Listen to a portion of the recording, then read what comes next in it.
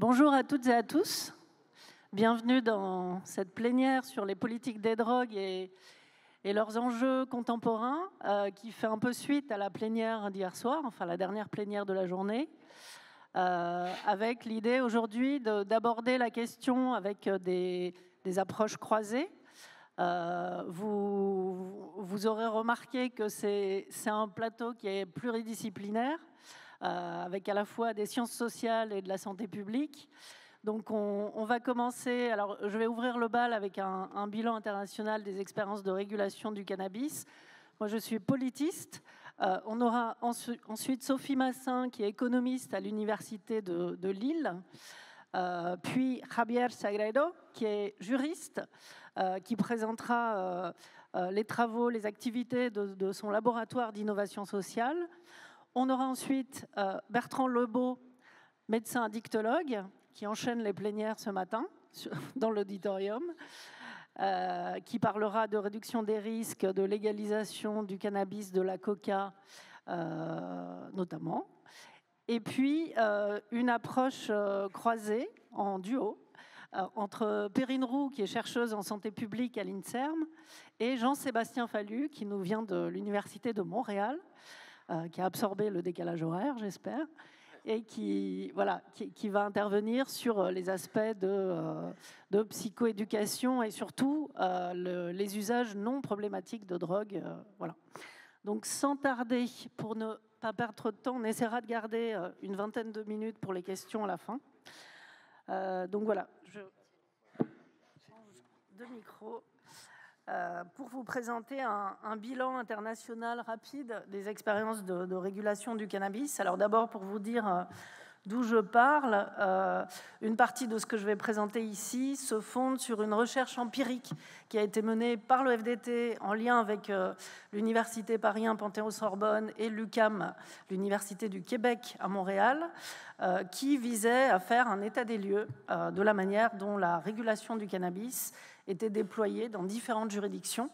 L'idée, c'était d'avoir une approche comparative et de regarder les 3 États de la côte ouest qui ont des modèles assez différents de légalisation aux États-Unis et 3 provinces canadiennes avec des modèles assez différents qui, pour l'un, par exemple, a un modèle hybride avec des opérateurs publics et privés de vente et de distribution de cannabis, la Colombie-Britannique, le Québec avec un monopole et l'Ontario avec un modèle relativement libéral.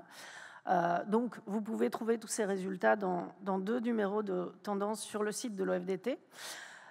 Donc, ce dont je vais parler aujourd'hui, c'est d'abord montrer un peu les disparités des régimes de régulation du cannabis et de leurs conditions de mise en œuvre. Ça sera un peu rapide, mais j'essaierai de tracer quelques lignes. Ensuite, les premiers effets observables une dizaine d'années après les premières initiatives de légalisation du cannabis.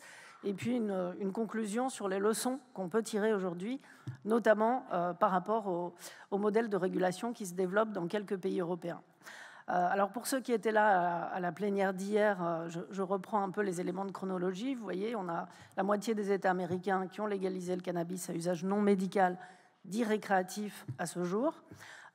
2 pays sur le continent américain qui ont sauté le pas en 2013, l'Uruguay, en 2018, le Canada, et au sein de l'Union européenne, des initiatives qui se déploient, notamment à Malte, Luxembourg et au Luxembourg et en Allemagne, où depuis quelques années, on a des initiatives de distribution contrôlée du cannabis.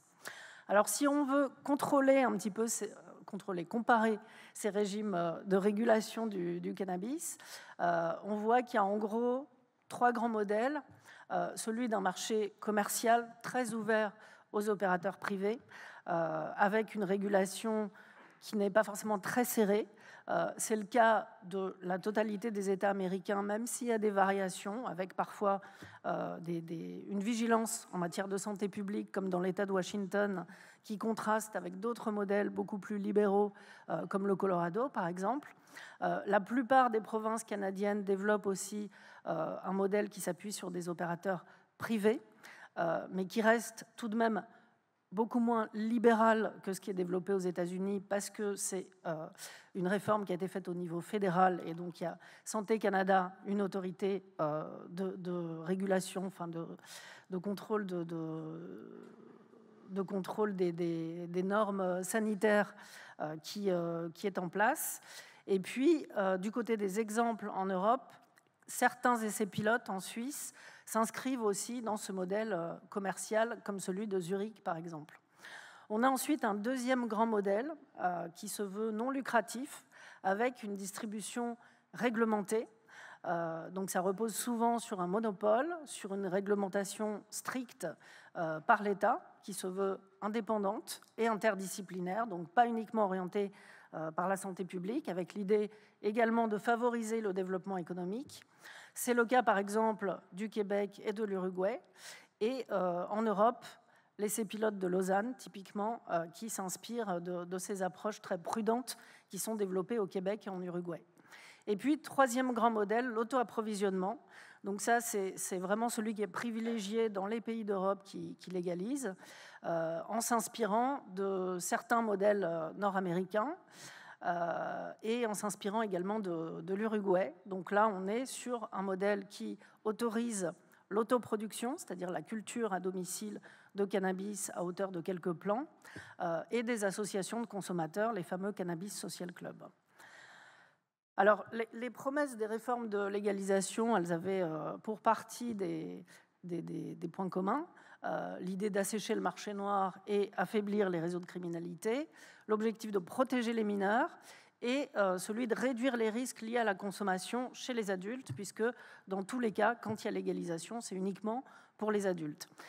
Donc le slogan qui était affiché, c'était vraiment ce pari de réguler le cannabis, mais avec des modalités de régulation très différentes d'une juridiction à l'autre. Alors si on regarde les répertoires d'action et les instruments qui sont mis en place au titre de cette régulation du cannabis, on voit que c'est des instruments assez classiques, avec toute une série de restrictions, à la fois pour les consommateurs et pour les opérateurs du marché. Du côté des consommateurs, par exemple, ça va être un critère d'accès au marché légal, un critère d'âge pour accéder au marché légal, qui peut être de 18, 19 jusqu'à 21 ans au Québec, par exemple, ou aux États-Unis. Une condition de résidence, le plus souvent, des quantités limitées qui sont autorisées à la possession ou à l'autoculture, avec parfois aussi des variations sur la possession en public ou en privé, à domicile. Sur les modes d'accès également, c'est-à-dire qu'on peut, selon les cas, acheter dans un point de vente, qui peut être une boutique spécialisée ou une pharmacie. Ça peut être de l'autoculture ou les Cannabis Social Club.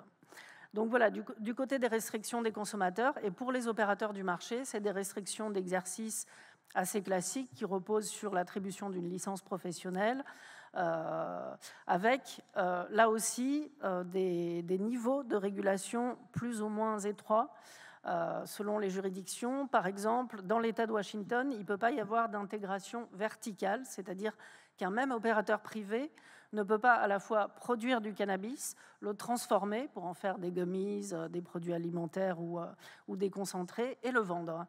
C'est forcément des opérateurs différents, alors que dans la plupart des États américains, il y a cette possibilité d'intégration verticale. Il y a également des restrictions sur la publicité, le marketing, l'information sur les produits, etc. Et puis, l'instrument majeur, c'est la fiscalité, qui permet de contrôler le prix et qui s'applique à la fois aux consommateurs et aux opérateurs du marché.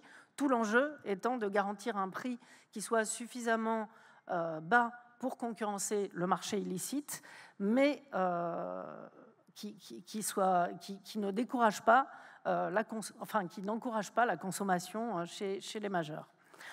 Alors, quand on regarde les régimes de taxation, là aussi, on voit des variations assez importantes, y compris à l'échelle des États-Unis. Si on prend l'exemple des 3 États de la côte ouest, vous voyez, ça varie de 20 à 45%, du simple au double, dans les niveaux de fiscalité imposés aux opérateurs du marché. Quand on regarde le profil des autorités de régulation du cannabis, c'est intéressant aussi puisque ça va évidemment déterminer le niveau plus ou moins élevé de régulation. Au Canada, donc je le disais, on a une autorité fédérale qui est chargée du contrôle et de la production et des normes sanitaires, alors qu'aux États-Unis, c'est des modèles de gouvernance qui sont très disparates et par définition sans soutien fédéral puisque le cannabis reste interdit en production et en vente au niveau fédéral. puisque les États-Unis s'inscrivent toujours dans le contexte des conventions internationales et de leur tableau de classification des stupéfiants. Alors, selon les États américains, la régulation, elle va être assurée par le département de la fiscalité, donc avec des objectifs essentiellement économiques, ou plus rarement par le département de la santé, ou bien même une agence de régulation ad hoc, quand ce n'est pas une agence de régulation qui s'occupe déjà de l'alcool. En Uruguay, en revanche, c'est une autorité ad hoc qui a été créée et qui ne s'occupe que du cannabis. Alors, quand on regarde le périmètre de l'offre, on comprend déjà les variations de régulation. Aux États-Unis, on a une offre protéiforme. Donc là, vous avez l'exemple d'une boutique dans un quartier en pleine gentrification à Portland, dans l'Oregon, avec toutes sortes de produits dérivés du cannabis, des cartouches, des liquides, des accessoires également, des vaporisateurs, des dabs qui sont parfois très designés, très marketés. Et puis, la tendance du marché américain, c'est la montée en charge des concentrés qui peuvent aller jusqu'à 90% de THC. Donc, une offre finalement relativement débridée qui s'est développée très vite avec un esprit entrepreneurial qui était présent d'emblée dans le déploiement de la réforme. Au Canada, à l'inverse, l'objectif, c'était d'autoriser sans promouvoir, donc une ligne de crête parfois difficile à tenir. Et donc, vous voyez ici l'exemple d'un magasin de la SQDC au Québec, avec des produits qui ressemblent un peu au paquet neutre de cigarettes qu'on a en France, avec une dizaine d'informations sur les paquets, des avertissements sanitaires, des informations sur les conditions de production des produits, et finalement une transparence et un objectif de lisibilité pour les consommateurs. Et enfin, en Uruguay, l'idée d'avoir une régulation responsable, c'était le terme officiel de la réforme, passe par notamment la vente en pharmacie avec des produits qui, vous le voyez, sont pas particulièrement sexy. Donc le marketing ne s'en est vraiment pas mêlé. Et l'objectif en Uruguay, c'était pas du tout, entre guillemets, de faire de l'argent à partir de la régulation du cannabis. Ce qui est le cas à l'évidence aux États-Unis. Donc là, vous avez un petit aperçu de la variété des produits qu'on peut trouver à base de cannabis, qui parfois ne sont même pas verts par rapport à nos représentations classiques. Vous voyez les dabs, par exemple, les extraits et les concentrés, qui peuvent se présenter sous des formes solides, liquides, et qui sont pour beaucoup très, très concentrés, soit en CBD, soit en THC. Et des nouvelles façons de consommer qui sont promues dans les boutiques et par l'industrie, avec des dab rigs, des wax pens, des vaporisateurs portables en Bluetooth à des prix qui sont de plus en plus bas. Donc, je le disais, pour le Canada, vous voyez la différence, des paquets pas du tout marketés, noirs, sobres, avec toute une série d'informations précises. Des joints pré-roulés ici, ou des joints en paquet, mais pas en vrac, alors qu'on peut trouver ça aux États-Unis. Et en Uruguay, alors la particularité, c'est qu'au démarrage, la légalisation du cannabis en Uruguay n'a pas vraiment pris, dans le sens où les variétés de cannabis qui étaient proposées en pharmacie étaient plafonnées en teneur de THC. Donc vous voyez qu'au lancement de la régulation, c'était 2% de THC, puis 9%, puis 15%. Et plus récemment, ça s'est monté jusqu'à 20% de THC. Pourquoi ? Parce qu'au tout début de la mise en place de la réforme, les consommateurs les plus réguliers ne se satisfaisaient pas du tout d'un cannabis aussi peu dosé en THC et donc restaient sur le marché noir. Donc pour contrecarrer cette tendance, il y a eu un développement de variétés avec alpha, bêta, gamma et on en est à epsilon depuis octobre 2024. Alors, en termes de conséquences, d'abord un petit point sur l'évolution de la consommation en prenant l'indicateur de l'usage dans le mois et pas forcément celui de l'expérimentation qui est plus un indicateur de diffusion d'un produit en population générale qu'un indicateur de consommation à proprement parler. Donc si on regarde ici les adultes à partir de 25 ans, vous le voyez avec le point sur la figure, que ce soit dans l'Oregon en violet tout en haut, en bleu l'État de Washington ou en orange en Californie, à partir du moment où les ventes ont été légales, il y a eu une augmentation assez importante de la consommation chez les adultes. En revanche, ce qu'il faut dire, c'est que chez les mineurs, partout où la consommation était déjà en baisse, la légalisation n'a pas infléchi cette tendance à la baisse. Donc il n'y a pas d'effet encourageant pour les mineurs en termes de consommation. L'autre phénomène important à signaler aux États-Unis, c'est dans la structure des ventes et de l'offre de cannabis légal, cette part croissante des concentrés qui sont en bleu ciel sur cette diapo. Vous voyez, après 2 ans, que ce soit dans l'Oregon ou dans l'État de Washington, on a quasiment un quart des ventes qui se concentrent sur les concentrés, c'est le cas de le dire. Voilà. Alors, pour finir sur quelques résultats emblématiques du point de vue de la santé publique, on a d'abord un contrôle de l'offre qui est vraiment à géométrie variable avec des contournements de la législation qu'on a pointés dans la publication dont je vous parlais tout à l'heure aux États-Unis en particulier, mais aussi au Canada, en particulier dans certaines provinces. Donc des interdits qui sont certes assez élevés, assez exigeants, mais qui sont partiellement respectés. On a des effets sur la consommation qui sont contrastés selon l'âge. Chez les mineurs, pas d'augmentation. Chez les majeurs, en particulier au-delà de 25 ans, une augmentation, mais pas de retournement de tendance. Ça, c'est quand même une information importante. Et puis, en termes de dynamique de conversion des consommateurs à l'achat légal, c'est un rythme de passage vers le marché légal qui est plus ou moins rapide selon les juridictions. En Uruguay, par exemple, c'était très lent. C'était beaucoup plus rapide dans certaines provinces canadiennes ou certains États américains. Et puis, des incertitudes qui persistent en termes de santé publique. Ça, on le voit notamment quand on interroge des acteurs de la santé publique dans ces juridictions. La crainte que la légalisation du cannabis renormalise la fumée dans l'espace public, alors même qu'on avait de très bons résultats en matière de baisse du tabagisme en Amérique du Nord.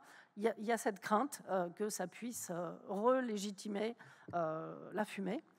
On voit également une perception des risques liés à la consommation régulière de cannabis qui est atténuée parmi les adolescents, donc différents indicateurs qui appellent à la vigilance, qui ne sont pas forcément des facteurs d'alerte immédiats, mais qui appellent à une certaine attention dans les années qui viennent.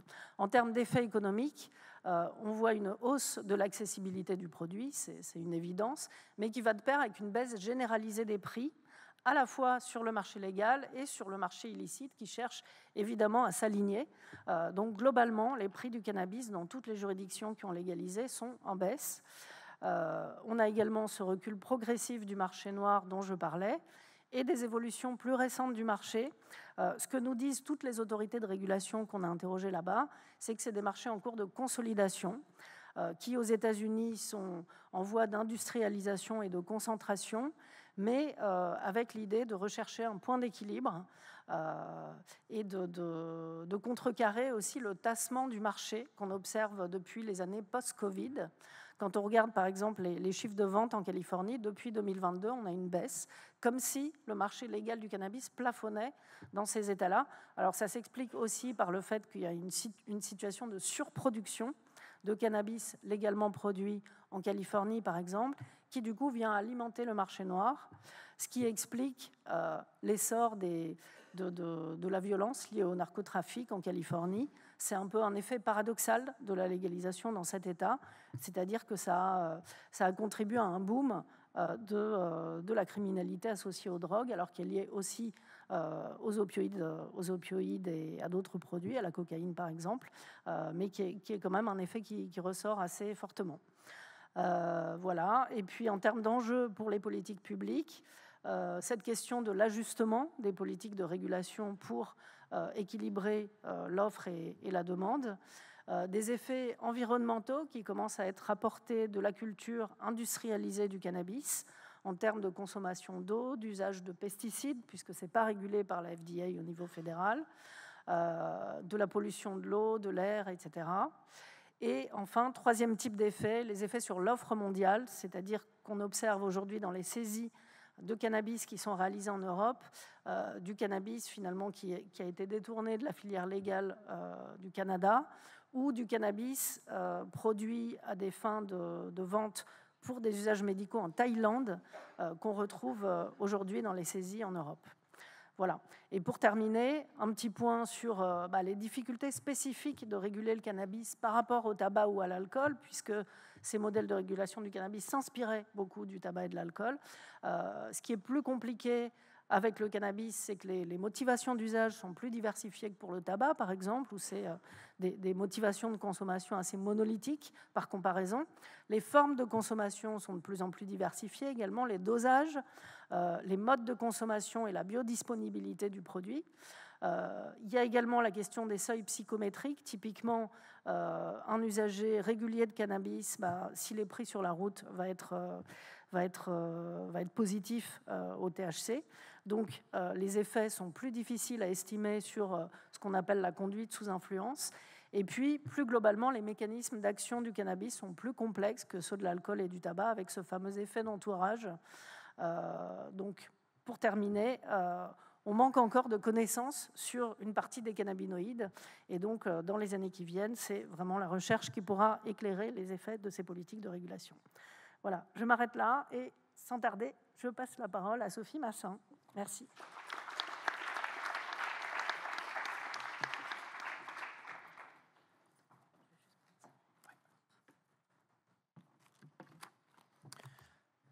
Bonjour, je suis ravie de participer à cette session. Voilà mon support. Donc, je suis économiste et je m'intéresse à ce titre particulièrement au marché.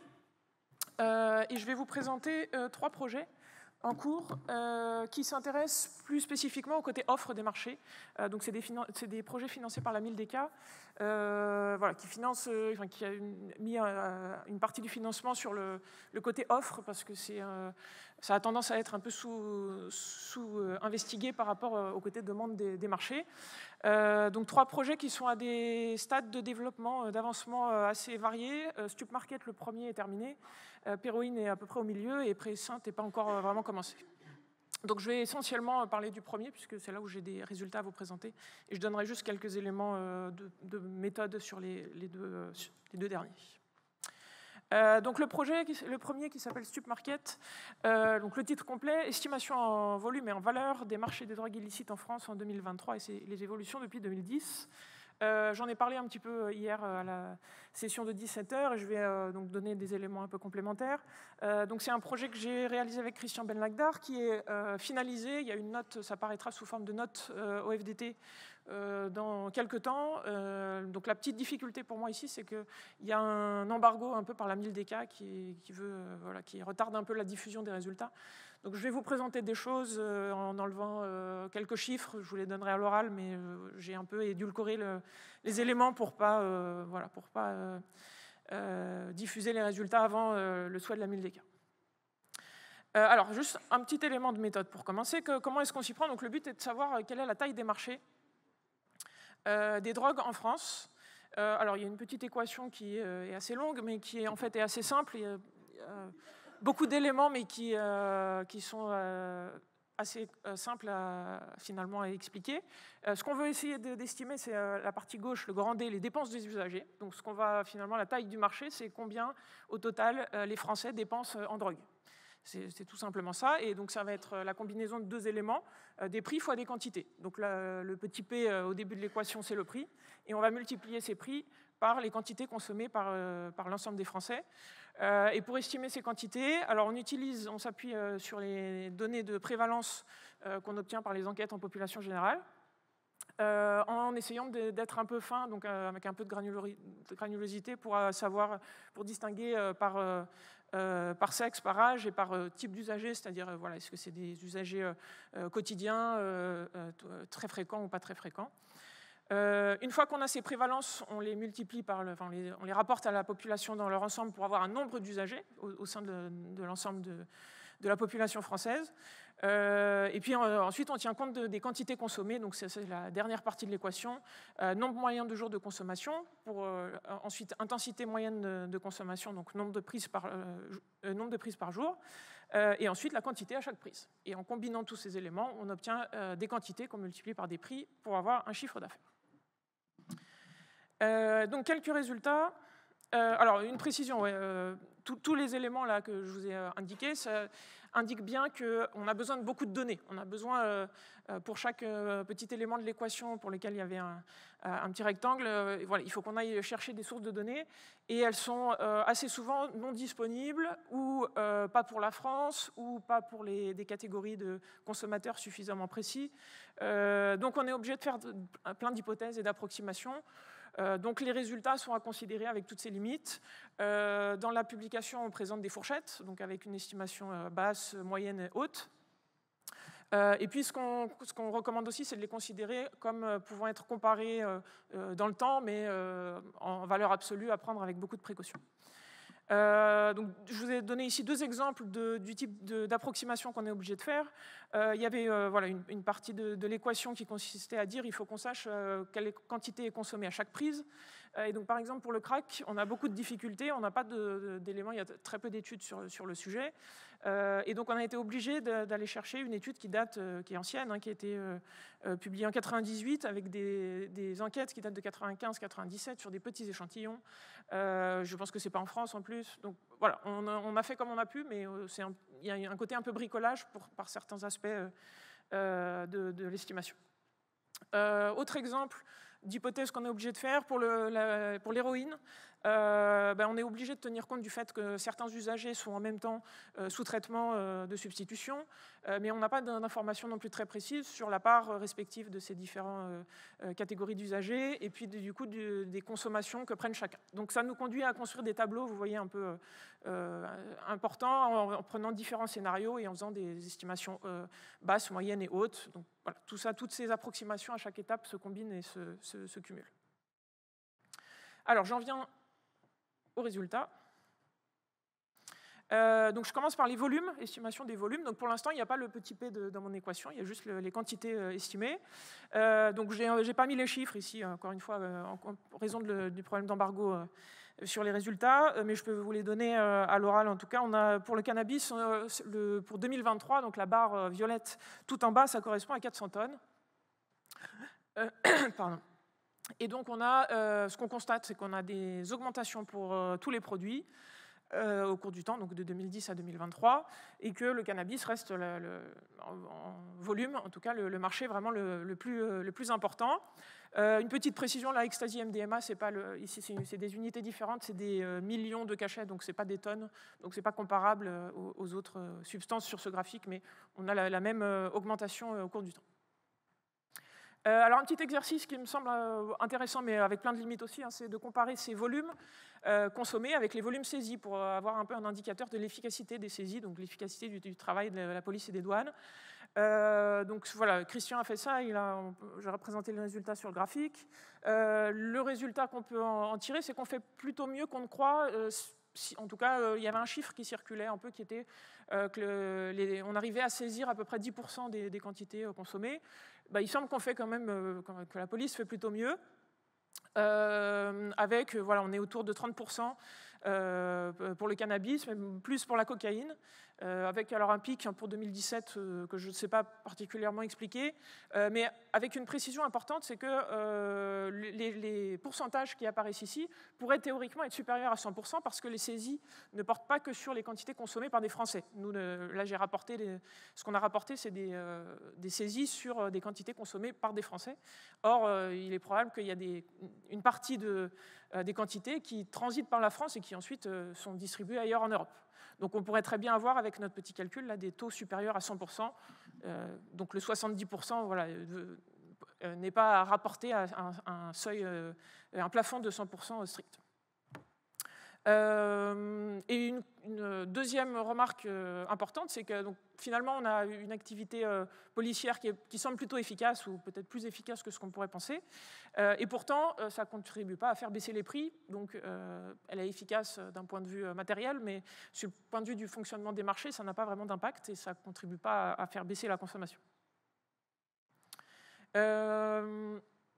Alors, une illustration de ce que je viens de dire sur les prix.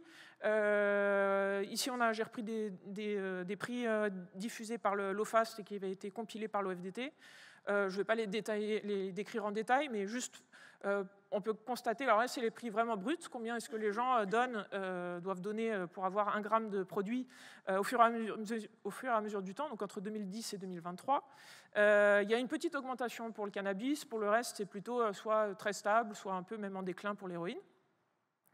Sachant que pour la cocaïne, on s'attend à ce qu'il y ait ça diminue assez largement depuis 2023, là, dans les périodes récentes, on s'attend à ce que ça baisse beaucoup. Alors, tout ça, c'est ce que j'appelle les prix bruts. Il faut les corriger de 2 choses. D'une part, l'inflation. Entre 2010 et 2023, 1 euro ne vaut pas la même chose, donc il faut corriger par ça. Si on corrige par ça, on a déjà, même pour le cannabis, finalement, on a des prix stables, et pour les autres substances, plutôt des prix à la baisse. Et puis deuxième ajustement, il faut tenir compte des variations de qualité. Or, la qualité des produits a tendance à augmenter, en tout cas pour le cannabis et la cocaïne, ce qui fait qu'on a des prix au gramme pur qui diminuent pour toutes les substances qui étaient représentées sur le graphique précédent. Donc la conclusion, c'est que les stupéfiants sont de moins en moins chers en France ces 20 dernières années, malgré l'action des forces de l'ordre, dont on a dit qu'elles n'étaient pourtant pas si inefficaces que ça. Et donc voilà, je combine maintenant mon estimation des volumes avec les prix, et ça me donne une estimation des chiffres d'affaires des différentes drogues pour les 3 années. Donc même chose, j'ai pas mis l'échelle, mais donc pour la cocaïne, on est à peu près un peu plus de 3 milliards pour 2023, 3,1 milliards, et pour le cannabis, 2,7. Donc là, le résultat un peu nouveau, c'est que la cocaïne devient le premier marché en valeur en France, alors que ce n'était pas le cas avant, c'était le cannabis qui était le plus gros marché en valeur. Et donc ça a changé depuis la dernière estimation. Et donc en conclusion de cette étude, on a donc une demande globale très dynamique, le cannabis qui reste largement leader en volume consommé, avec une forte croissance en valeur du marché des psychostimulants, ce qui est tout à fait cohérent avec toutes les autres études sur le sujet, notamment de consommation et de prévalence. Donc voilà, on l'a vu pour la cocaïne, c'est particulièrement net. Ecstasy, MDMA, ça augmente aussi en amphétamine. Et voilà, et je vous donne encore quelques éléments rapides sur les 2 autres projets qui permettent un peu d'illustrer des problématiques importantes à l'heure actuelle.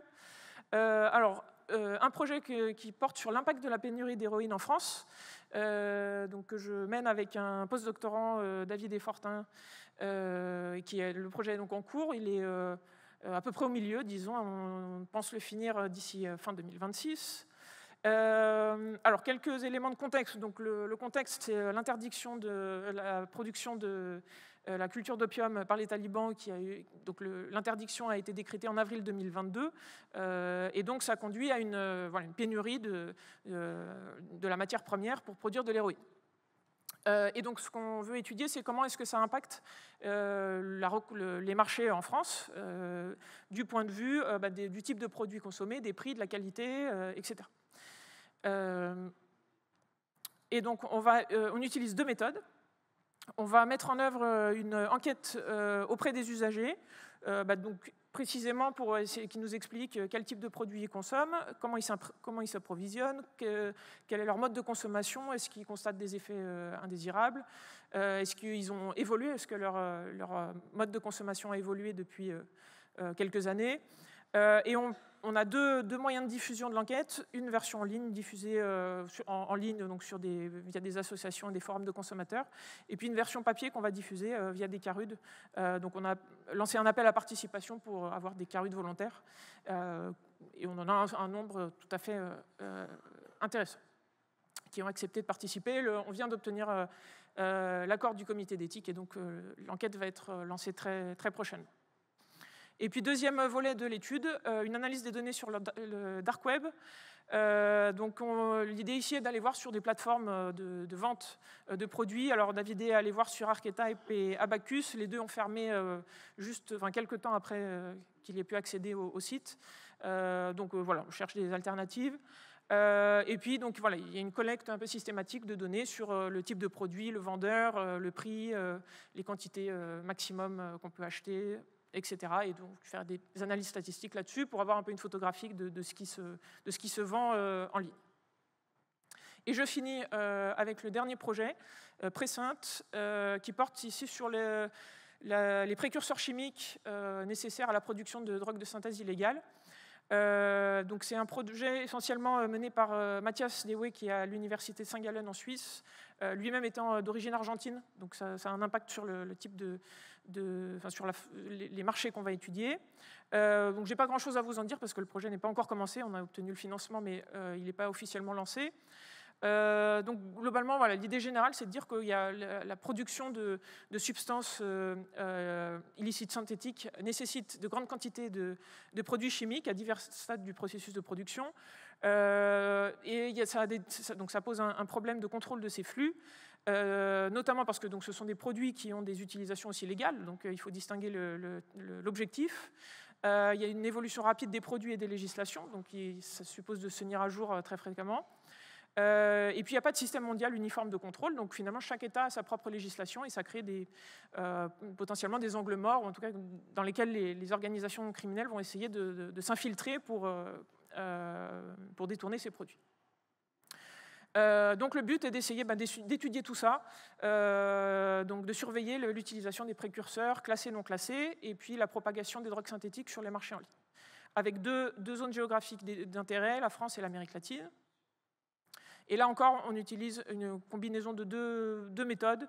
Donc, une première phase où on va comparer les cadres réglementaires en France et dans une sélection de pays latino-américains pour identifier les lacunes justement dans les législations qui pourraient être exploitées par les organisations criminelles. Et puis un deuxième volet, un peu similaire à ce qu'on fait pour Péroïne, mais de façon un peu plus large, on étudie aussi les réseaux sociaux et les messageries comme Instagram, Facebook ou Telegram, et en essayant d'aller collecter systématiquement des données sur les publicités pour des substances psychoactives synthétiques, en collectant un ensemble de données, notamment de quantité, de prix, de vendeurs, etc.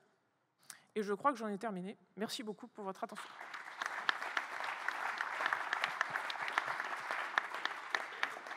Merci beaucoup, Sophie, pour cette présentation très riche. Donc, on retient que d'ici la fin de l'année, on pourra lire cette note StupMarket sur l'estimation en valeur et en volume des marchés des stupéfiants. Et j'en profite pour signaler qu'en fin de semaine prochaine, sur le site de l'OFDT, vous pourrez trouver un rapport sur les précurseurs chimiques de drogue qui fait un peu un état des lieux de la réglementation en France et au niveau international et qui pointe un peu les défis de régulation de ces produits. Je passe la parole à Javier qui va se présenter et nous dire un mot de son laboratoire d'innovation sociale. Merci beaucoup. Et ça va être un enjeu d'essayer d'échanger à l'anglais. Depuis ce jour, en train de parler français, peut-être je vais me tromper, mais c'est parce que c'est un projet au niveau global et je vais passer à la langue de Shakespeare. Merci. Et this is an initiative that we are not presenting it as a platform, as a project, or as a program. We want to open a movement, and a movement of... C'est un mouvement de politique, de s'engager dans l'innovation en tant qu'un chemin dans la réforme des politiques sur les drogues pour obtenir de meilleurs résultats pour les droits, pour les personnes, pour les consommateurs. Quelques questions de base. Toutes ces discussions pendant des décennies, nous continuons d'affronter des problèmes importants, même s'il y a eu des progrès. Ce problème devrait changer sans doute. Il faudrait changer des politiques pour...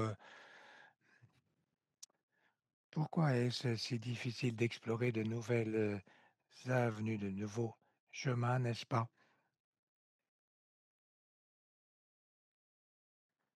On se penche maintenant, on utilise l'innovation sociale en tant qu'un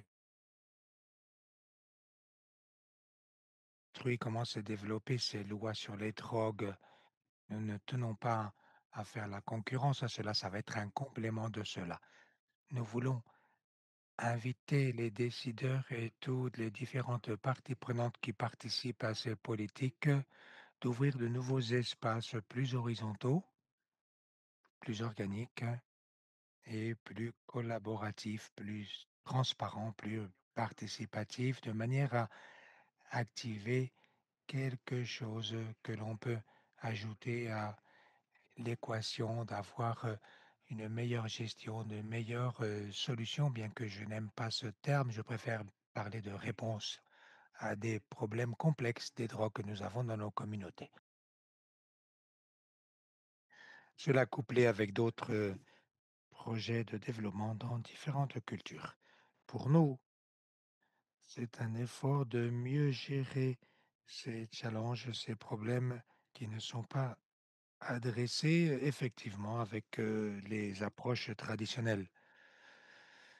On veut également développer un mouvement qui se penche sur une vision systémique des plans concernant les drogues. Des fois, les politiques publiques ont été assez verticales et isolées dans le sens que plusieurs secteurs ont appliqué leurs recettes concernant les politiques de drogue. Il y a eu une absence d'acteurs du développement dans la participation active à la construction de nouveaux résultats sur les politiques publiques. Il est important d'analyser la complexité des différentes couches par rapport au rapport de pouvoir.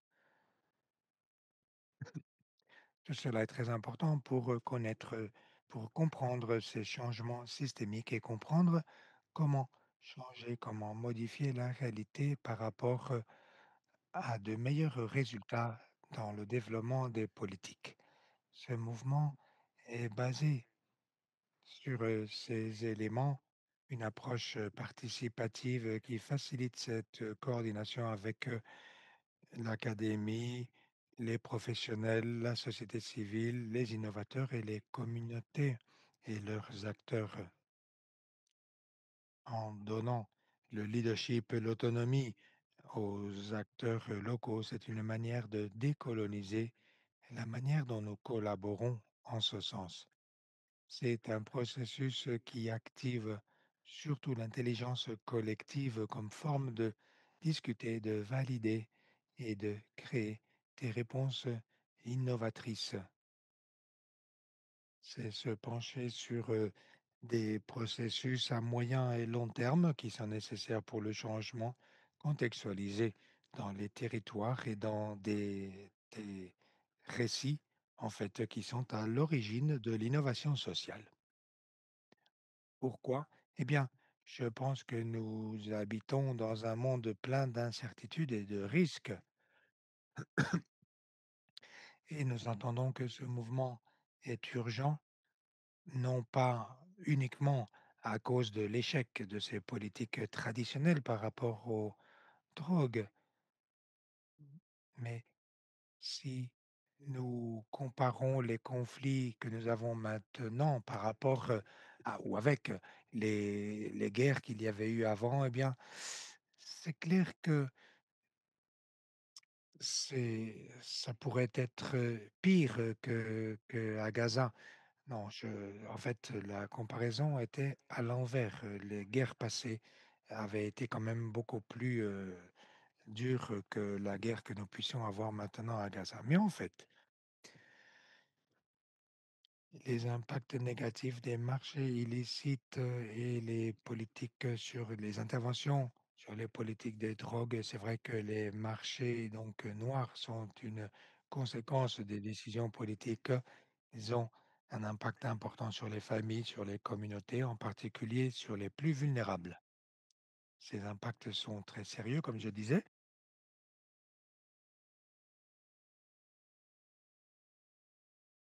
C'est vrai qu'il y a moins de capital disponible pour réformer ces politiques, souvent ça et là. Il y a de gros challenges, c'est très complexe, c'est controverti politiquement, comme vous le savez tous, institutionnellement et socialement. Il y a des acteurs clés qui sont comme paralysés. Nous avons parlé ce matin de la peur, de la stigmatisation. Il y a des efforts faits pour les politiques de soins, c'est vrai, mais il y a une absence de leadership local dans de nombreux pays et cas. Et les politiques des drogues sont discutées, mais sont discutées par les gouvernements centraux, par les capitales, sans tenir compte des contextes locaux.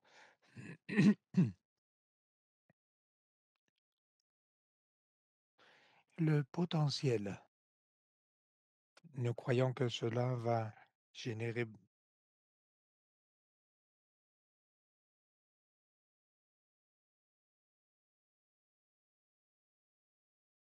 la, la réforme ou la légalisation des espaces expérimentaux pour l'apprentissage. Ça ouvre de nouveaux chemins pour des interventions politiques plus réalistes basées sur la résolution de problèmes complexes.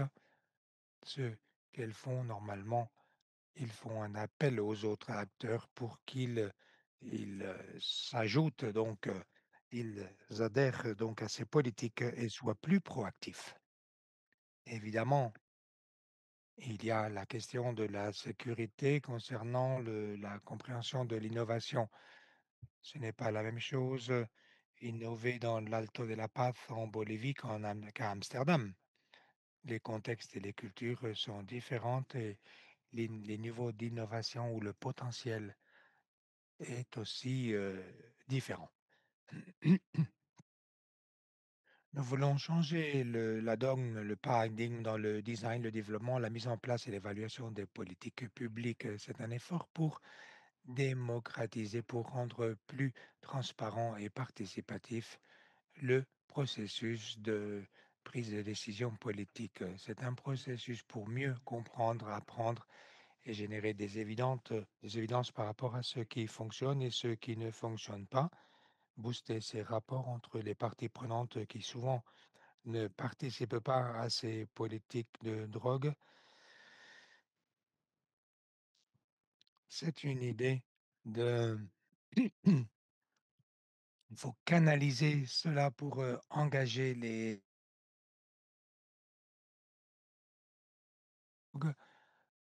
Nous voyons dans notre pays que cela est détérioré de plusieurs manières et cela devrait permettre d'éviter une solution bonne pour tous.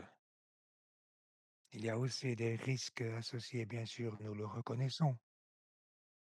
En particulier, l'idée de mettre en avant des changements institutionnels cosmétiques, changer pour que rien ne change. L'innovation n'est pas une improvisation sans but. Le processus est important. Il ne faut pas le, le dépourvoir de sa légitimité. Et nous parlons aussi de légitimité démocratique dans les communautés. Évidemment, il faut des réformes nécessaires, il faut un débat public urgent sur la réforme de ces politiques publiques. Ce que nous avons planifié s'applique aux drogues. Ce ne sont pas des solutions magiques, mais un processus visant à les trouver, à les créer collectivement en adaptant les réponses à la complexité réelle du problème. Mettre l'emphase sur la collaboration horizontale, l'inclusion des savoirs locaux et une créativité basée sur l'évidence, sensibilisation culturelle aussi. On peut générer des prototypes opposés justement pour les tester, voir ce qui fonctionne le mieux. Comme je disais, c'est un savoir local, la créativité, la sensibilité, et cela met en relief donc l'importance de ces politiques. C'est le cadre de travail dans lequel s'inscrit ce mouvement. C'est une approche soutenable ou durable non seulement à l'échelle internationale, mais à l'échelle locale et nationale, nous avons besoin d'être cohérents avec les cadres, l'environnement de développement durable. Il y a des plans nationaux pour encadrer ces nouveaux développements. Mais au final, Il faut que les politiques des drogues soient consistantes avec tout cela. Elles ne doivent pas sous-tendre la capacité des parties prenantes d'aller, d'être alignées avec les concepts intégraux qu'il y a dans tous les pays d'Amérique latine. Cela comprend l'impact des interventions des politiques publiques et des résultats qui incluent des grands résultats d'égalité de genre, de sécurité des personnes. La priorité, comme ça a été dit à l'agenda 2030, c'est mettre en place un système qui vienne en aide aux plus vulnérables, aux collectifs qui ont souffert le plus les effets des guerres liées aux drogues.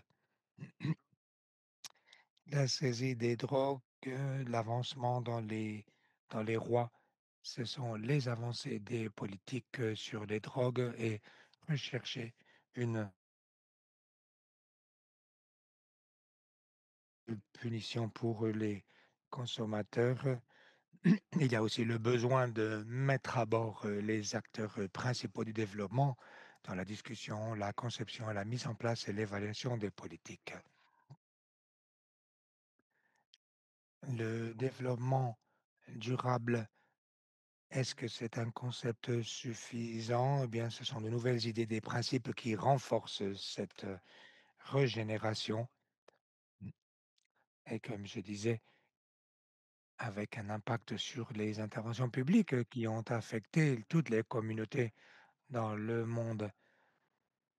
Il y a des outils très intéressants, des communautés, des acteurs qui travaillent pour la construction de la paix et la résolution des conflits dans le monde. Il est très important de pouvoir mettre ces références d'absence de violence, acceptation de la diversité des points de vue, un dialogue ouvert, l'écoute active. En Amérique latine, lorsque nous avons commencé ce processus, ce n'est rien de nouveau. Les communautés et la société civile l'ont fait pendant longtemps.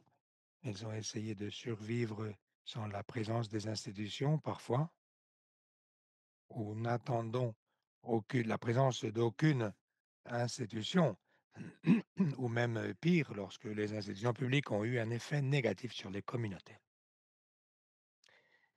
L'histoire des interventions basées sur la communauté en Amérique latine apporte des leçons fantastiques et des processus sur lesquels on peut se pencher à un moment où nous sommes dans un continent donc aussi tendu que l'est l'Europe. Ces développements durables sont une plateforme pour renforcer ces mouvements. Je reviens à Salamanca après 30 ans de travail à l'étranger. L'université a accepté ce challenge, l'arbre de la recherche si puissant. Ils ont dit qu'ils étaient intéressés et maintenant, ce mois, nous allons conclure un accord global avec l'université. C'est quelque chose qui est un exercice pour générer de l'enthousiasme et visant à l'intégration, à la participation de la communauté inter.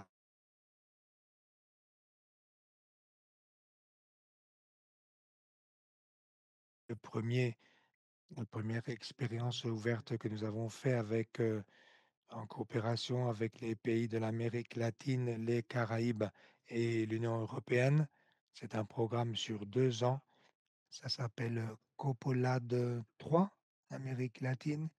Et l'objectif est de faciliter le développement et l'innovation sociale. Que faisons-nous à D2 InnoLab? Eh bien, c'est une plateforme territoriale pour l'innovation sociale.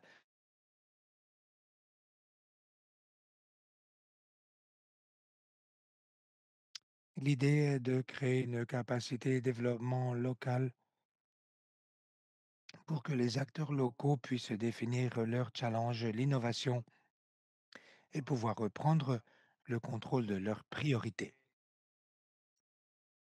Aussi, nous essayons de donner une prévalence à ces types de communautés, de pays, de régions. Il y a des contextes complexes de haute vulnérabilité où il y a des fenêtres politiques d'opportunité à l'échelle nationale et locale. Ce sont les éléments basiques dont nous avons besoin, la décision politique, la caractérisation initiale des challenges complexes liés aux drogues sur le territoire, la définition d'une portée thématique sur le territoire et la population, la formation d'une petite équipe locale donc sur D2 InnoLab. Nous nous basons sur la coopération avec les entités locales. Nous voulons avoir un effet de transfert de ces méthodologies pour les acteurs locaux pour qu'ils puissent travailler de manière autonome. Nous voulons activer cela partout dans le monde.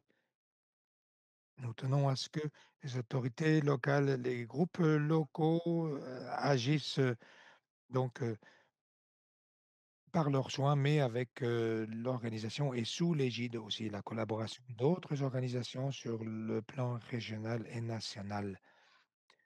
C'est une approche méthodologique que celle de D2 InnoLab, cartographier donc les parties prenantes, en tout ce que vous avez vu sur le slide précédent.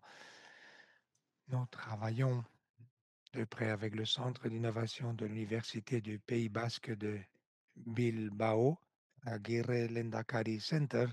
Il travaille dans plus de 25 pays avec des programmes des Nations Unies par rapport à des sujets d'innovation complexes.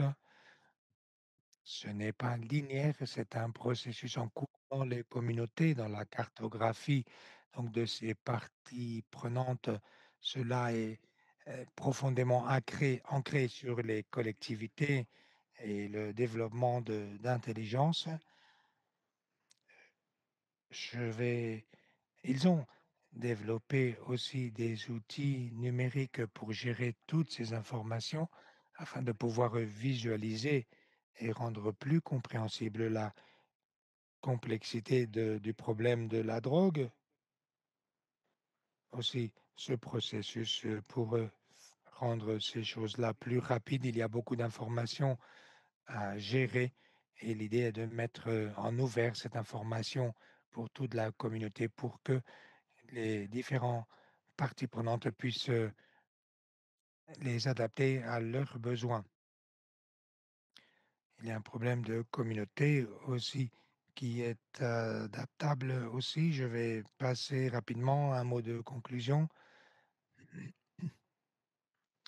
C'est un portefeuille centré sur les personnes assez complexe dans la ville de Cali, dans le quartier Sucre de cette ville colombienne. C'est l'une des zones les plus vulnérables de la ville. Ce processus est en cours et on y a généré ces différents prototypes pour pouvoir les mettre sur le portefeuille et pouvoir les activer. Certains l'ont déjà été activés. Voici le document qui consiste à mettre toutes ces idées sur ce prototype d'outils. D'autres appuis, eh bien, nous avons appuyé les institutions pour qu'elles puissent travailler pour incorporer l'innovation sociale comme un outil quotidien pour le processus et les politiques publiques dans le but d'organiser les programmes sur un portefeuille. D'une certaine manière, l'espace est ouvert pour l'innovation sociale et cette initiative. Le mois prochain, le 25 novembre, nous lançons le mouvement, le Global Network dans la municipalité de Bello, près de Medellín. C'est une commune malheureusement connu parce que le cartel de Medellín, normalement, il recrutait les plus jeunes dans cette commune. Il y avait la violence, bien sûr, à cause des drogues et de ces cartels. Et nous souhaitons le lancer là parce que nous considérons que c'est un message à la communauté internationale dans le sens que nous voulons opérer un changement dans les réponses face aux politiques sur les drogues. Il y aura deux réseaux, un niveau institutionnel et d'organisation connecter, mettre en rapport les individus, les décideurs, les ONG, tous les acteurs intéressés au processus donc de programme de drogue. Je vais m'arrêter là. Voici les expériences en cours en Colombie, au Pérou, au Chili, en Uruguay. C'est très intéressant. Il y a un guide de recommandation et un rapport que nous avons pu publier cette année. Si je vous le recommande d'y accéder si vous êtes intéressé par ce processus. Les acteurs y participent et ils sont parmi ceux qui ont poussé cela de l'avant. Il y a des questions éthiques à résoudre, les problèmes liés à l'impact, à la durabilité, au succès des interventions. L'idée, comme je disais, est de générer, d'activer des mouvements pour apprendre, un mouvement pour créer de l'évidence et de rechercher de meilleures solutions. Super, merci beaucoup. Merci pour la présentation de cette initiative de réflexion sur la fabrique des politiques publiques des drogues. On va maintenant écouter les réflexions de Bertrand Lebeau, médecin dictologue, fin connaisseur de la réduction des risques, sur le régime international de prohibition, je crois. Ça marche.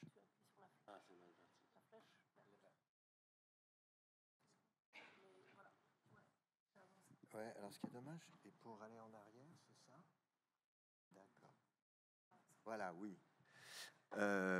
Merci de M. Sagredo de m'avoir laissé un peu de temps, ainsi qu'à mon ami Perrine et à M. Fallu.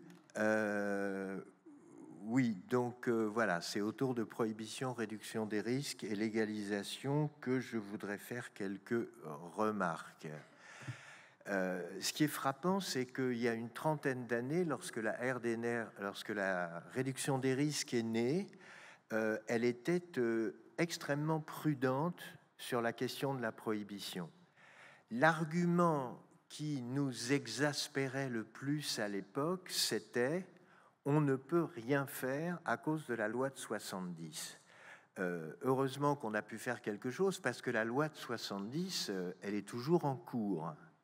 L'objectif à l'époque, c'était au minimum d'obtenir des programmes d'échange de seringues, des traitements de substitution opiacés et un accès aux soins pour les usagers infectés par le VIH.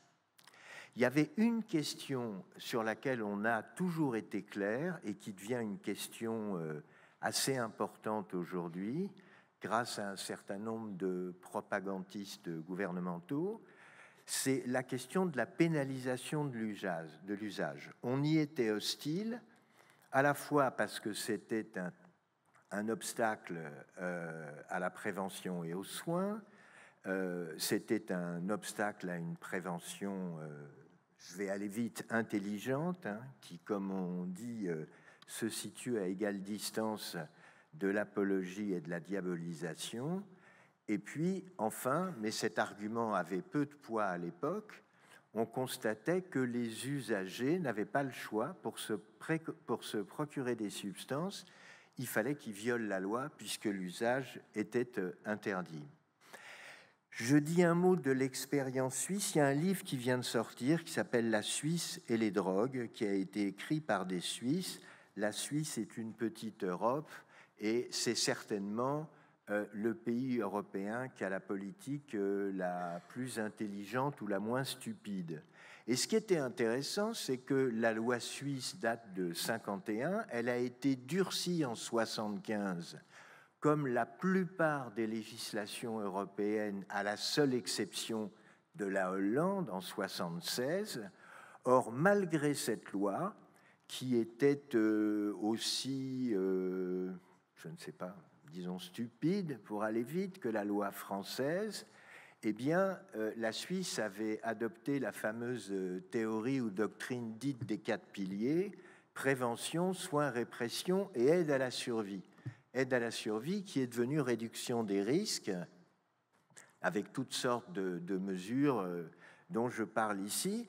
À l'époque, ce qui avait fondamentalement attiré l'attention, j'ai fait une connerie, c'est que je n'ai pas mis ma montre et que donc je ne vois pas le temps passer, c'était évidemment les programmes de prescription d'héroïne sur lesquels je ne vais pas m'étendre, mais en tout cas, ça montrait bien qu'il fallait faire contre, à côté, avec, en dehors de la loi, mais qu'en tout cas, il ne fallait pas attendre.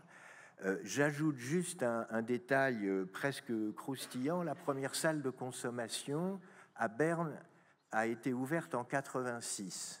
La première salle de consommation a été ouverte à Paris en 2016. Il a donc fallu 30 années tout de même pour que cette modalité, ce type d'outil franchisse la frontière. Parce que les Français ne s'en sont pas rendus compte, et c'est normal, on n'est pas très bon en géographie, mais il y a une frontière entre la France et la Suisse. C'était pas si loin. Ben, il a quand même fallu 30 ans pour que ça ait lieu. Alors, le problème de la drogue 30 ans après, bon, ben, la RDR a été quand même assez largement acceptée en Europe. Ça relève, j'en dirai un mot tout à l'heure, de ce qu'on appelle aujourd'hui la prohibition progressive. L'épidémie à VIH n'est plus une menace, mais en revanche, les externalités négatives, comme on dit, de la prohibition, en particulier la corruption et l'hyperviolence, n'ont jamais été aussi grandes. Ça, c'est vraiment lié à la saturation du marché américain de la cocaïne, parce que les groupes criminels latino-américains n'ont pas simplement exporté la cocaïne dans des quantités ahurissantes, mais je n'ai pas le temps de développer, ils ont aussi exporté des techniques criminelles qu'on trouve, par exemple, si on lit les romans de Don Winslow, à commencer par La Griffe du chien. Je ne développe pas, j'ai pas le temps. Alors, les changements les plus notables depuis 30 ans, en France en tout cas, c'est le tabac et l'alcool considérés comme des drogues. J'ai plus de salive. Merci. Ah ben voilà, formidable. Merci beaucoup. Donc, le tabac et l'alcool considérés comme des drogues, l'accès à de nombreuses substances sur le net, à commencer par les cannabinoïdes de synthèse et les catinones, la professionnalisation du deal, l'augmentation des règlements entre bandes criminelles, la crise des opioïdes sur laquelle il faudrait passer beaucoup de temps, et enfin, je le disais, l'explosion du trafic de cocaïne en Europe. Ça, je vais passer, simplement pour dire une chose à propos de la prohibition américaine de l'alcool. Elle s'est installée très lentement, parce que le premier État qui a voté une loi sèche, comme on dit, hein, il y avait les États secs et les États humides, wet states et dry states, c'était en 1855 quand même. Et finalement, la loi sèche dure 15 ans. On discute encore de ses effets. Le nombre de personnes qui sont mortes d'alcoolisme chronique est important et les hôpitaux se sont en partie vidés de ces patients. Mais ils ont été remplacés par des morts aiguës liées à des alcools frelatés et surtout, le crime organisé s'est emparé de ce marché et il va ensuite pouvoir se développer dans d'autres secteurs comme celui de l'héroïne. Il y a enfin un élément qui a joué, et ces éléments financiers, il faut toujours les prendre en compte, c'est qu'après la crise de 29, l'État américain avait besoin d'argent et les taxes de l'alcool, malheureusement, ne rentraient plus, et donc finalement la loi sèche a été abolie. On peut dire que la situation mondiale ressemble à la prohibition américaine de l'alcool. Alors, la nature du RGPD, le régime global de prohibition des drogues. il agit de manière assez paradoxale, c'est-à-dire qu'il interdit la production d'un certain nombre de substances, il les livre donc aux groupes, au marché clandestin et aux groupes criminels, et ensuite, il est très surpris de constater des liens étroits entre drogue et crime.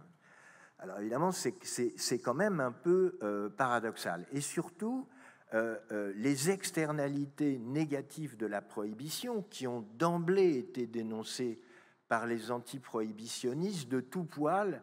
Par exemple, j'en cite un, c'est Milton Friedman, un économiste libéral, qui disait « La prohibition est de nature soviétique », c'est-à-dire qu'elle est totalement attentatoire aux droits de l'homme et par ailleurs, puisqu'elle est soviétique, totalement inefficace. Voilà ce que pensait Milton Friedman, considérant que des produits comme la cocaïne isolée en 1859 ont une valeur qui est absolument ridicule. C'est une vieille chimie d'il y a plus de 150 ans, mais évidemment, dans le cadre de la prohibition, ça vaut très cher, même si le prix diminue, comme on l'a remarqué. Bon, les 3 conventions, je passe, mais enfin, c'est quand même la règle de l'humanité, les conventions de 61, 71 et 88. Je trouve par ailleurs que votre travail sur les précurseurs est hyper intéressant. Alors oui, il y a un politiste américain que j'aime beaucoup qui avait écrit un article dont le titre était « Addicted to Failure », accro à l'échec. Il parlait évidemment du régime global de prohibition. Et lui, il disait, il ne faut pas opposer prohibition à légalisation. De chaque côté, en fait, il y a 2 théories, ou il y a 2 propositions de politique de drogue. Du côté de la prohibition, il y a la guerre à la drogue, donc celle que va recommencer à faire avec enthousiasme le grand pacifiste Donald Trump, qui dit « Si la Colombie ne détruit pas les champs de culture de la drogue, alors je pense que ce n'est pas des champs de fentanyl, hein, ça doit être plutôt de la cocaïne, et là, je cite, « Les États-Unis le feront à sa place et ce ne sera pas joli ». Il a au moins le mérite de la franchise. Donc, il y a le modèle de la guerre à la drogue, et puis il y a le modèle de la prohibition progressive, celui dont je disais qu'il a été adapté par la plupart des pays européens. Et du côté de la légalisation, il y a un modèle ultralibéral du supermarché des drogues, et puis il y a un modèle de légalisation contrôlée, de légalisation progressive, de déconstruction, etc., qui n'est pas le même. Alors, est-ce que la France est encore, oui, du côté de la prohibition progressive? Il y a tous ces discours sur le rôle des usagers, les fumeurs de cannabis qui ont du sang sur les mains. Si les usagers n'existaient pas, le trafic n'existerait pas. Haro sur les usagers, et par ailleurs, les haltes soins addiction, comme vous le savez, sont bloqués en France. Alors, qu'est-ce qu'on... Ah oui, c'est ça. 5 minutes, ah ben ça va. Qu'est-ce qu'on peut répondre à la recriminalisation des usagers?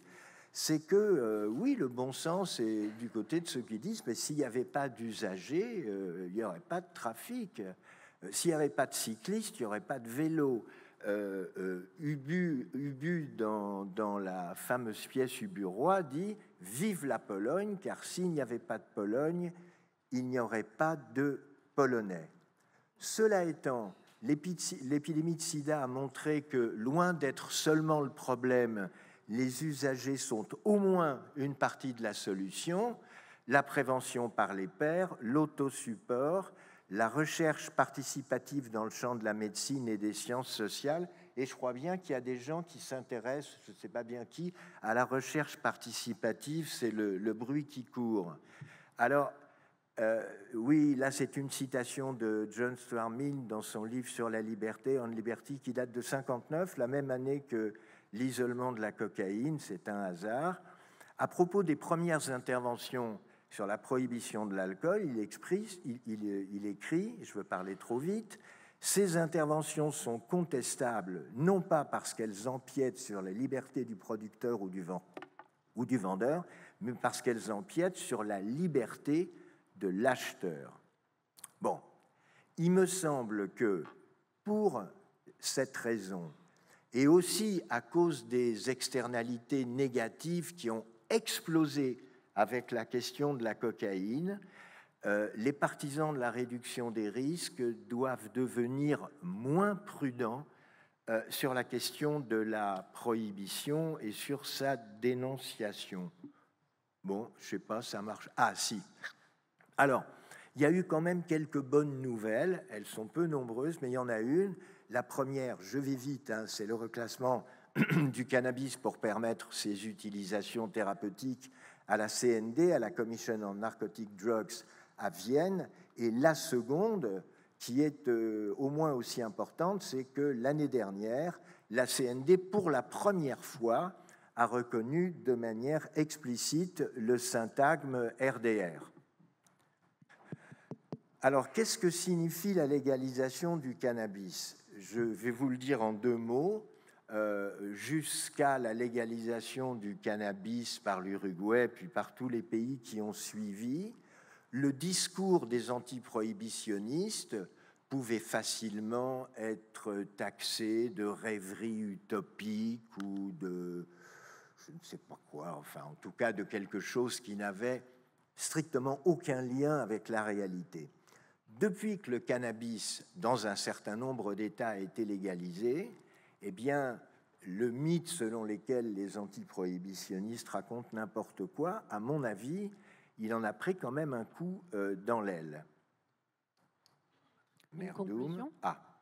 Alors, déconstruire intelligemment le cannabis, je ne sais pas ce que j'ai voulu écrire là, mais en tout cas, il me semble que dans les conventions, il y a 2 urgences.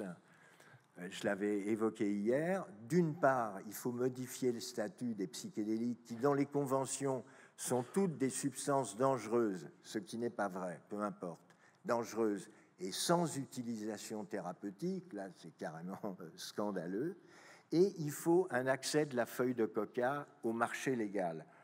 Il faut savoir quelque chose, on le sait tous, mais on ne se rend pas toujours compte de ses conséquences, c'est que les cocaïers poussent dans 3 pays andins, la Colombie, la Bolivie et le Pérou. D'ailleurs, la présidente péruvienne a été renversée dans son pays, et c'est en bonne partie à cause de la violence liée au trafic de cocaïne. Donc ça a des conséquences, tout ça, même si on ne s'en rend pas bien compte dans ces pays-là.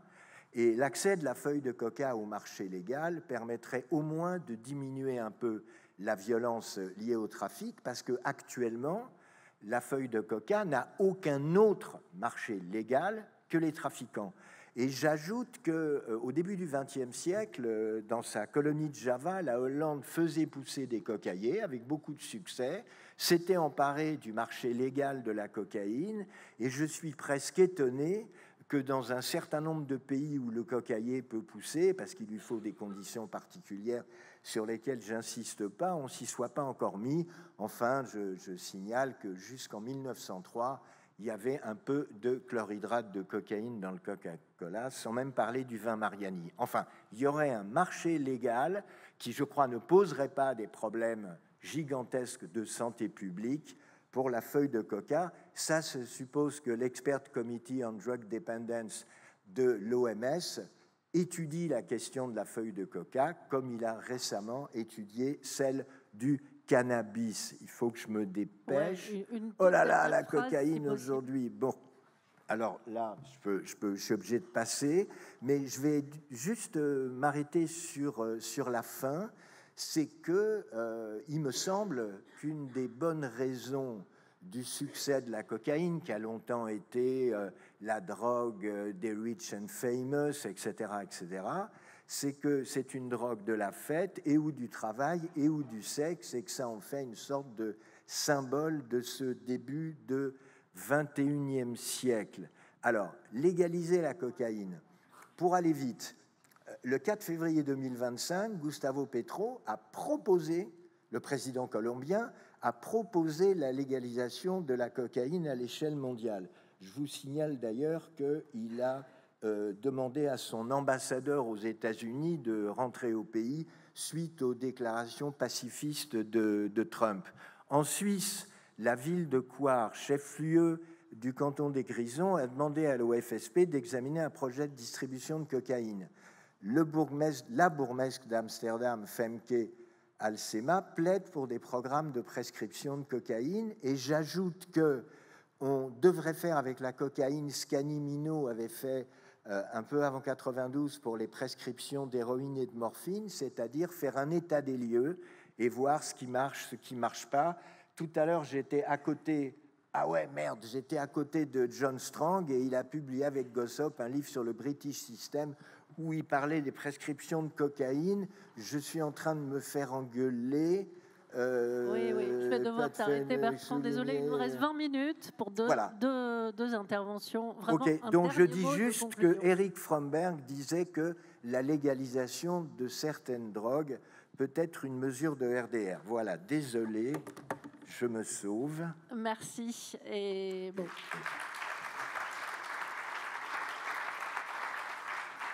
Pardon, on va écouter maintenant Perrine Roux et Jean-Sébastien Fallu qui vont nous livrer leur réflexion pour une science des usages non problématiques de drogue. Merci beaucoup Ivana, merci pour l'invitation, merci à nos amis de la THS de nous avoir permis de préparer cette présentation à deux avec Jean-Sébastien. Donc moi, Perrine Roux, je suis directrice de recherche à l'INSERM, je dirige une équipe dans le laboratoire du CESTIM à Marseille. Et je vais laisser la place. Et Jean-Sébastien Fallu, professeur à l'École de psychoéducation de l'Université de Montréal, membre de plusieurs centres et instituts, dont l'Institut universitaire sur les dépendances, le Centre de recherche en santé publique, rédacteur en chef aussi de Drogue, Santé, Société. Et je tiens à dire que je suis une personne concernée, c'est-à-dire usagère de drogue passée et active. Et je dis ça pour déstigmatiser l'usage et par éthique en recherche de transparence, de réflexivité. Et l'objectivité, de toute façon, n'existe pas. Il a toujours été situé. Les nutritionnistes mangent, les sexologues ont du sexe et les parents ont des enfants qui étudient leur développement. Merci.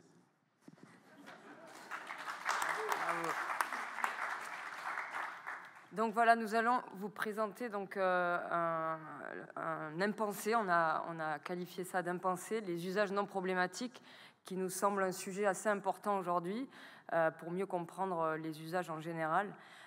Et donc, nous proposons donc de les rendre visibles pour pouvoir mieux les comprendre et pour cela, donc, développer une science des usages non problématiques.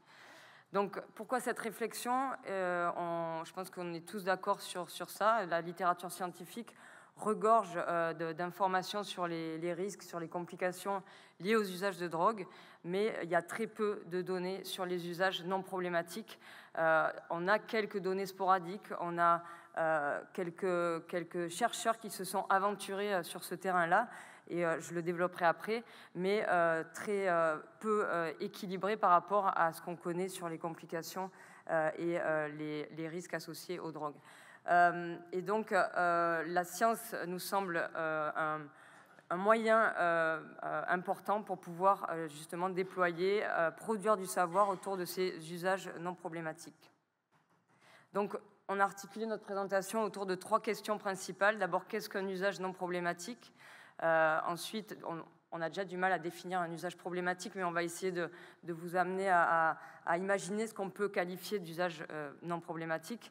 Comment on en parle aujourd'hui ? Est-ce qu'il existe des éléments de connaissance sur les usages non problématiques ? Et puis, pourquoi il est intéressant de développer ce champ de recherche ? Quel intérêt pour la science, pour la santé publique et pour les usagers, les personnes qui consomment des drogues ? La santé publique de la Colombie-Britannique, aussitôt qu'en 2004, a créé ce graphique, cette figure d'un spectre de l'usage de substances, désolé c'est en anglais, mais je vais vous l'expliquer, qui amalgame les motifs de consommation, les profils d'usage et les conséquences, pour montrer que, dans le fond, c'est beaucoup plus complexe que ce que souvent on a en tête. La recherche s'est beaucoup centrée sur les méfaits, les conséquences négatives, et même quand on regarde les principaux bailleurs de la recherche, les bailleurs de fonds, le NIDA, NIAAA, c'est clairement inscrit dans les objectifs qu'on finance la recherche sur les dommages des drogues. Donc, on n'a même pas le financement pour étudier le phénomène de l'usage qui, soit dit en passant, l'usage des drogues, si vous parlez à un anthropologue, il va vous expliquer rapidement que le sexe, le jeu, la consommation de drogue, ce sont des comportements qui sont du même registre comportemental, qui ont les mêmes fonctions de plaisir, de socialisation, de transgression, d'identité, etc. Et que, dans le fond, ça fait partie de la nature humaine depuis toujours. Et dans le fond, ce spectre-là ici, c'est basé sur les conséquences et on voit à droite la dépendance chronique, on n'appelle plus ça comme ça, mais c'était en 2004, qui est une minorité de personnes en général qui ont vraiment un diagnostic. Dans la partie jaune, on parle d'usage problématique. Là, c'est des personnes qui n'ont pas nécessairement de diagnostic, mais dont les conséquences associées à l'usage sont surtout négatives, ou en tout cas, le bilan est plus négatif que positif.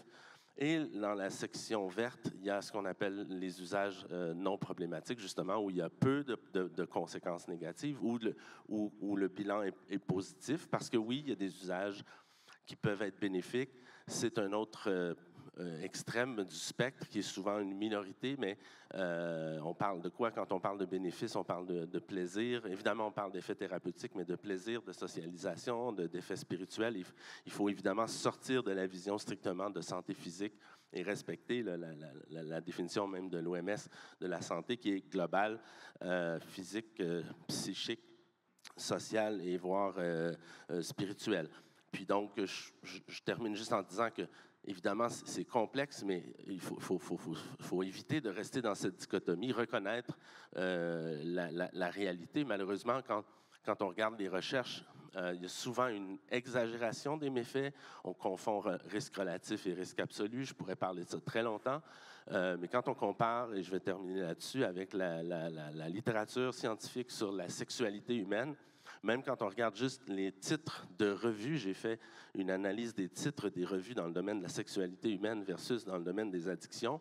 La proportion est complètement inversée. Il n'y a presque aucun titre de revue qui est Sex Addiction, par exemple.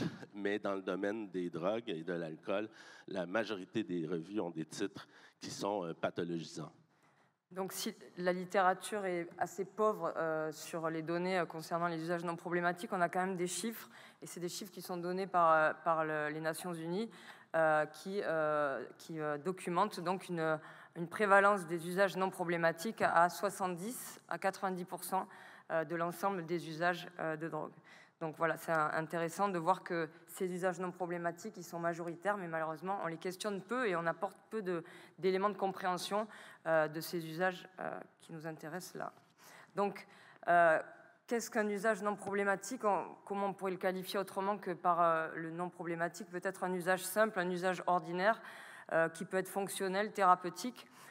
Et on a quelques auteurs, comme je vous disais, qui ont proposé des modèles pour comprendre ces usages, qui n'ont pas forcément été ensuite suivis par d'autres, une dynamique scientifique pour creuser un peu ces questions-là.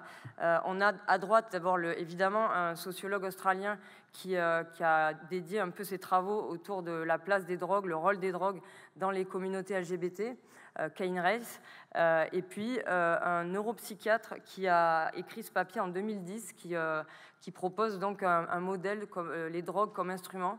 Il a décrit un peu, fait ce constat que les usages non addictifs, donc lui il s'intéresse à ces usages qui ne sont pas des usages qui amènent à un trouble de l'usage, qui pour lui sont importants à comprendre, et donc il apporte vraiment un cadre théorique en neurosciences pour essayer d'impulser ce champ de recherche, mais ça n'a pas été suivi depuis 2010, en tout cas très peu quand on regarde la littérature. Donc voilà, quelques articles qui évidemment ciblent essentiellement cannabis, psychédélique. On a énormément de production de connaissances autour de l'usage de cannabis et de psychédéliques à visée thérapeutique. On a également quelques articles qui parlent de l'usage de stimulants dans certains contextes, mais ça reste vraiment une littérature très sporadique et qui n'a pas amené, donc, comme je vous disais, à un mouvement de recherche sur ces thématiques-là. Et dans cette idée, avec les collègues Zoé Dubus, Sarah Perrin et Florent Schmitt, on a proposé à la revue que je dirige, Drogue, Santé, Société, un numéro thématique, un numéro spécial sur les usages non problématiques. Donc, pour justement solliciter, inviter des auteurs et autrices à proposer des articles théoriques, empiriques et de réflexion sur cette question des usages non problématiques. Et qu'est-ce que c'est? On a eu de longues discussions justement. Qu'est-ce que c'est? C'est pour ça les guillemets. Et même, je dirais que certains ont plaidé que on pourrait même dire que dans une société où l'usage est criminalisé et stigmatisé, même un usage qui ne serait pas a priori associé à des conséquences ou qui pourrait être fonctionnel, des conséquences négatives, ben reste quand même problématique parce qu'il s'inscrit dans une société qui le stigmatise. Donc, dans cette dynamique-là, en lien avec le réseau AREN qu'on a créé avec Pierre Chapard, Christian Benlagdar, un réseau qui vise à allier des chercheurs académiques dans différentes disciplines et des associations d'autosupport, donc des personnes concernées par l'usage. On a réfléchi, donc ce réseau vise à produire de la science avec une approche communautaire et participative. Et donc, une des priorités du réseau, lors d'un premier séminaire qu'on a réalisé il y a déjà 3-4 ans, la priorité, c'était de s'intéresser aux bénéfices. Donc là, on est sur une partie un peu extrême des usages non problématiques. Les personnes, les membres du réseau ont vraiment tenu à ce que les scientifiques s'emparent de cette thématique pour pouvoir mieux comprendre les bénéfices liés à l'usage. Donc, on a proposé avec... on avait donc à ce moment-là une cohorte de personnes utilisatrices de drogue, la cohorte Check Now, qui était en cours de préparation. Et donc, on a pu ajouter au questionnaire de cette cohorte un ensemble d'items qui relatent un peu les bénéfices que les personnes vont pouvoir trouver lorsqu'elles consomment des produits. Donc, on a listé ensemble ces différents bénéfices. Et puis, on a commencé à analyser ces données. Donc, je remercie Julio qui est ici, qui est le statisticien de mon équipe qui a participé à ces analyses. Et puis, Marine également qui anime le réseau à Rennes. Donc, nous avons utilisé une méthode, alors c'était peut-être la diapo d'avant, voilà, une méthode qu'on appelle les équations structurelles qui va permettre de réaliser des catégories en fonction de tous ces items que les personnes pouvaient cocher. Donc, vous pouvez cocher plusieurs items à la fois. Et donc, en utilisant ce modèle statistique, on peut créer des classes de bénéfices. Et donc, 5 classes ont émergé de ces analyses et qui rejoignent pleinement ce qu'on connaît déjà dans la littérature, même si je disais il y en a peu, mais il y a quand même quelques données. On va avoir des bénéfices thérapeutiques, on va avoir la performance cognitive, la recherche de plaisir, la performance sociale et la gestion émotionnelle. Et donc, c'est vraiment très en ligne avec ce que certains chercheurs ont déjà trouvé dans le passé. Donc, je fais un petit teasing pour l'atelier de cet après-midi qui va concerner ce projet et cette thématique qu'on va co-animer avec Pierre Chapard. Donc voilà, si vous voulez en savoir plus, on va vous présenter plus de détails sur les profils des personnes en fonction des bénéfices recherchés. Et je fais juste un retour sur pourquoi étudier les bénéfices. Peut-être simplement parce que si les gens le font, l'être humain n'adopte pas et ne maintient pas des comportements qui n'ont que des conséquences négatives. Hein. C'est un principe de base de la psychologie comportementale. Donc, dans la lignée, au Canada, avec des collègues, on a aussi voulu étudier qui sont les personnes utilisatrices de cannabis à moindre risque. Donc, on a comparé, et c'est en deuxième révision là, au Journal of Cannabis, oui, Journal of Cannabis, je ne me souviens plus exactement du titre, deuxième révision, pour démontrer qui sont les personnes qui ont un usage de cannabis, mais à très faible risque par rapport aux personnes qui ont un usage de cannabis à haut risque. Et les résultats finaux montrent que, par exemple, les personnes à moindre risque seraient généralement, évidemment c'est toujours en général, des femmes et qui auraient une faible fréquence de consommation de cannabis, qui ne consommeraient pas le cannabis et le tabac en même temps, mais qui consommeraient le cannabis et l'alcool en même temps, ce qui va un peu à l'encontre de ce qu'on pense, mais c'est peut-être parce qu'il y a une fonction sociale ou que ça baisse la fréquence de consommation en général ou de taux de THC ou d'autres mécanismes. Donc, on arrive à la conclusion, mais l'idée donc de promouvoir cette thématique scientifique, ça va être donc d'une part de rééquilibrer les connaissances et d'essayer d'éclairer un peu les usages non problématiques pour mieux comprendre un peu et aussi mieux comprendre les usages problématiques, comment un usage non problématique devient problématique au cours du temps. Adapter des réponses en santé publique en connaissant mieux les profils des personnes, et vous verrez cet après-midi si vous venez que c'est intéressant de voir un peu en questionnant les bénéfices, quelles sont les personnes qui recherchent tel type de fonction avec les drogues, et surtout de changer le narratif sur les drogues pour pouvoir réduire la stigmatisation.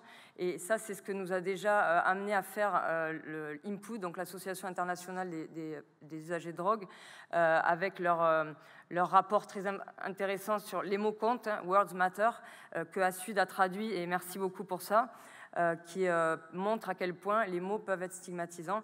Et donc, ils nous enjoignent à modifier notre manière de parler des drogues et des personnes utilisatrices de drogue. Et donc de parler et de le représenter. Et de aussi penser à d'autres politiques, parce que si la réalité est beaucoup plus complexe, comme je le montrais dans le spectre, bien, ça veut dire qu'il faut cesser d'avoir seulement des objectifs d'abstinence, des politiques qui ne ciblent que ça. Et c'est important parce que ces approches soutiennent des abominations comme le traitement obligatoire, comme l'abstinence comme seul objectif ou comme porte d'entrée dans des services, qui est tout à fait en porte-à-faux avec l'éthique, mais aussi l'efficacité. Et ça appelle même à changer les approches d'éducation.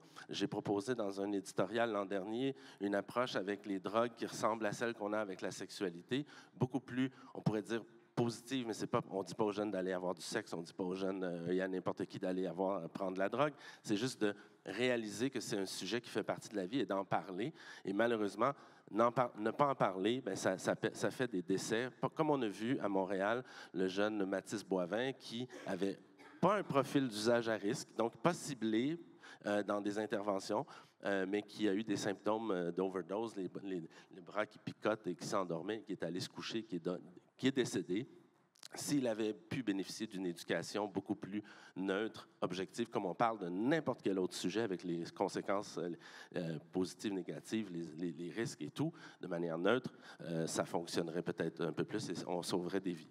Je termine peut-être en disant qu'évidemment, il y a des risques dans une société capitaliste de tomber dans un transhumanisme et que ça soit récupéré par les yuppies de ce monde et qu'on veuille dire, comme à la Elon Musk, il faut consommer pour performer plus parce que la machine humaine est insuffisante. Je pense qu'il faut résister à tout ça, mais ça n'empêche pas la réflexion sur les bénéfices, les usages fonctionnels non problématiques et d'être dans cette nuance-là. Merci à tous et toutes pour votre écoute. Bravo.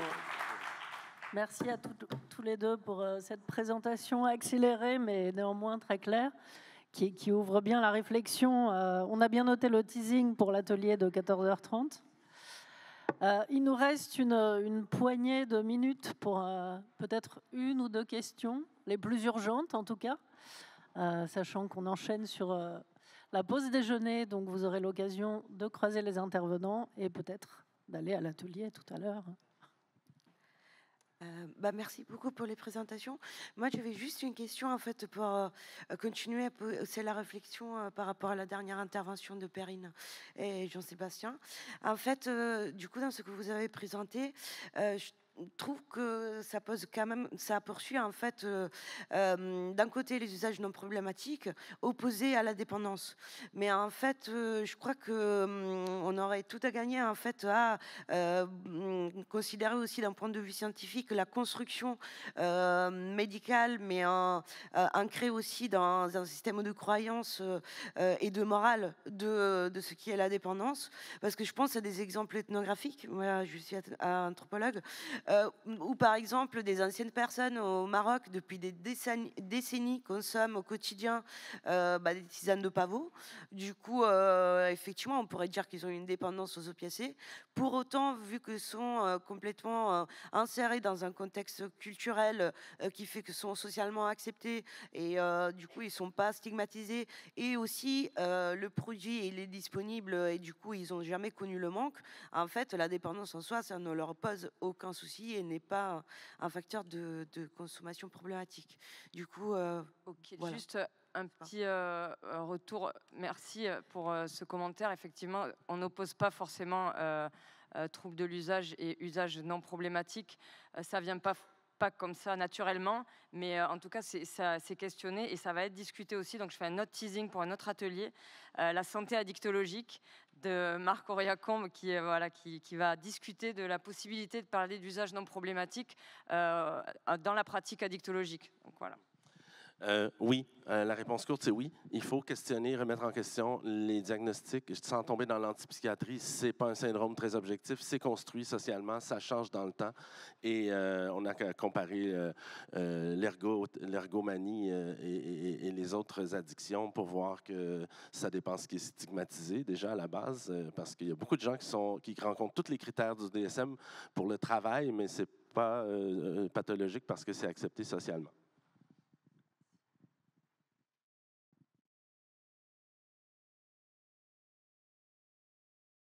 Je suis Jason d'Amsterdam. 2 commentaires. L'un sur la légalisation du marijuana aux États-Unis, qui n'est plus sous contrôle, et j'espère que ceci ne se passera pas en Europe. On voit des centaines de produits qui sont faits avec du THC, et qui sont marketisés sous différents formats. C'est complètement en dehors de tout contrôle. Et c'est très différent du fait d'avoir de la marijuana pour des usages récréatifs. Mais c'est vrai qu'aux États-Unis, sans régulation, eh bien, c'est la folie, tous ces produits. Alors j'espère que ceci ne se passera pas en Europe. Et une autre question que je voulais soulever, c'est ce que mon ami a dit à la fin.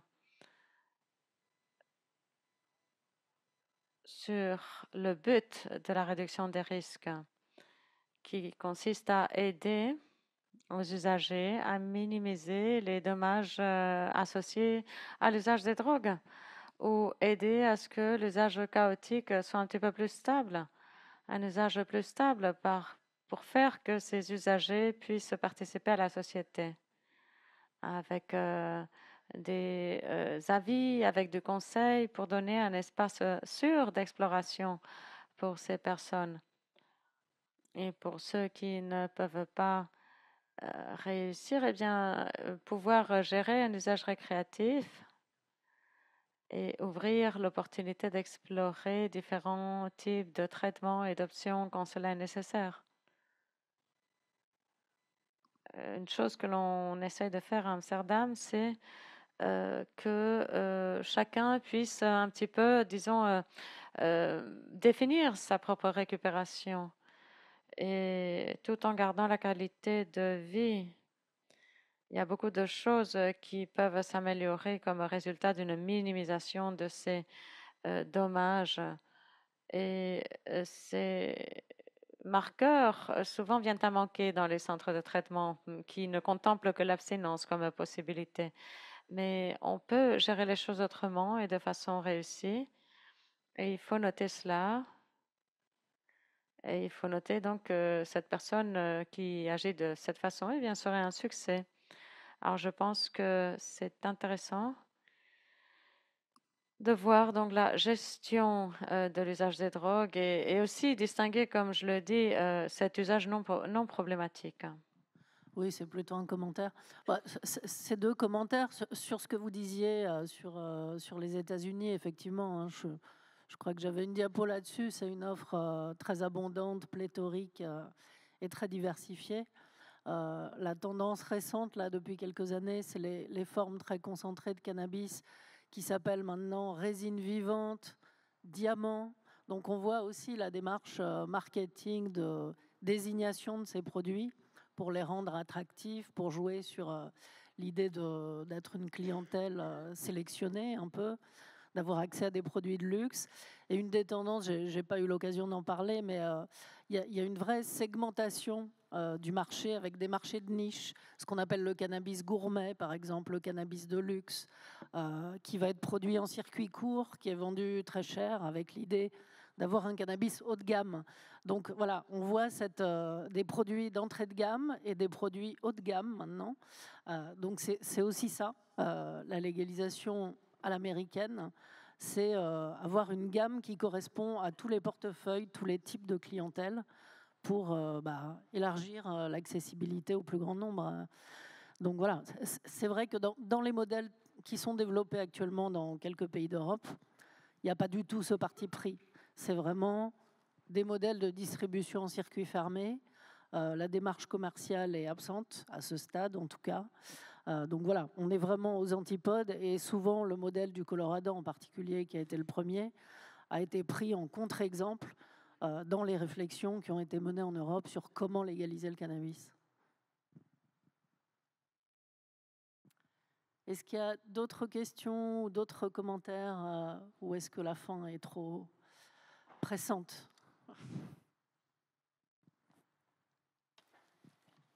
Non. Et ben dans ce cas, merci à tous les intervenants et merci à vous et bon appétit.